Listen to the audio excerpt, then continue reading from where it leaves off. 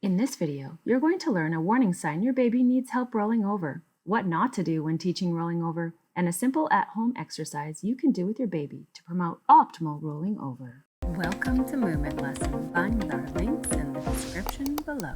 You don't want to see a baby working so hard to roll over. The movements are not adding up. So working with the baby in the rolling over course, she's getting closer, okay? But this is about as far as she's getting on her own now, whereas before she just stayed on her back. We've still got a heavy head. We've still got some mechanics that we need to work out.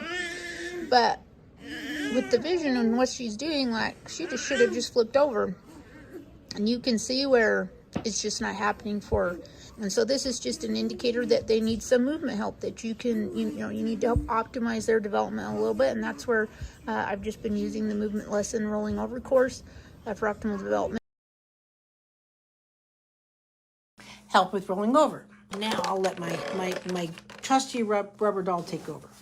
So when you're working with the rolling over, especially when you think you suspect a heavy head, and that's where you're at. When a child rolls over, they should be rolling over with the head being up, not down. And so when you're here and just bringing this over, if you notice, I get real low and down and low, and just working with that. It is much harder to work at this aspect of rolling over. You can even see my rubber doll has the instability. I really like to go for the cocoon method.